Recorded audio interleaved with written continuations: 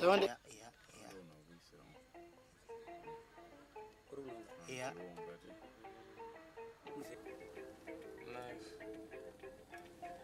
Famba nduna famba ndikuona.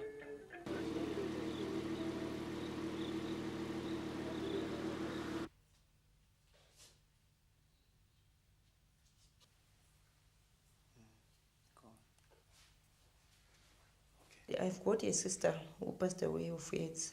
I saw her since she was sick until the day she died. So it's pained me very much. So I use condoms always when I have sex. 2 or 3, make sure I mean I've got condoms. I carry my own condoms. And I don't do it without a condom, no matter how many millions you offer me. I don't do it without a condom. Never. What would you say forced you to become a sex worker? A life, rush of life these days, you know. I want to survive, I want to eat, I want my children to go to school. No work, nothing, so I have to do that. That's the only thing which I can do.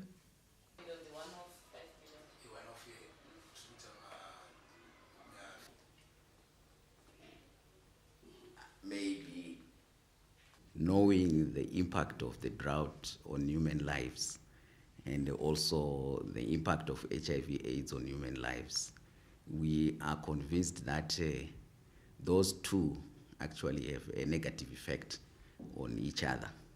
Drought deepens HIV AIDS, and HIV AIDS exacerbates, poverty. If I go there because of HIV, as you are aware, urban centers, the issue of poverty there is also very high.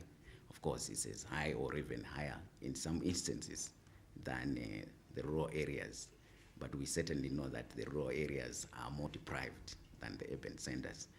So life in the urban centers is not easy, and hence some people may resort to sexual exploitation, which will put them at risk for HIV/AIDS.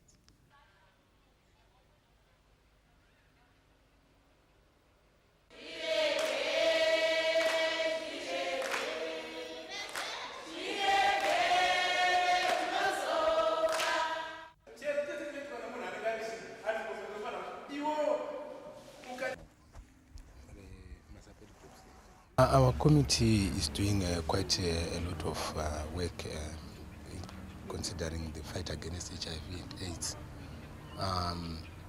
We are doing mitigation, care and prevention, and we are also doing awareness campaigns and the fight against HIV and AIDS, stigma against people living with HIV and AIDS. We are helping children orphaned by HIV and AIDS.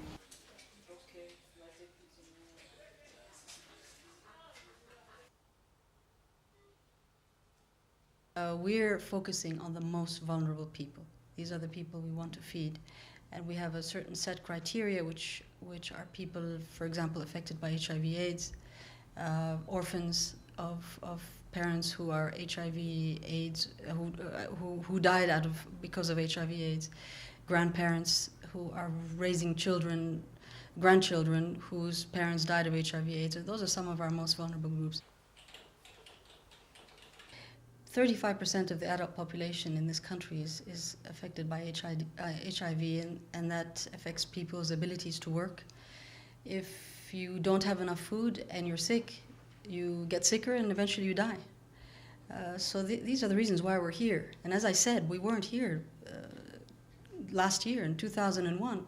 We were actually buying food in Zimbabwe. So it's quite serious. It's very serious. And it's a very sad thing to see. A country that's been a net food exporter is now dependent on donations of food. It's a tragedy.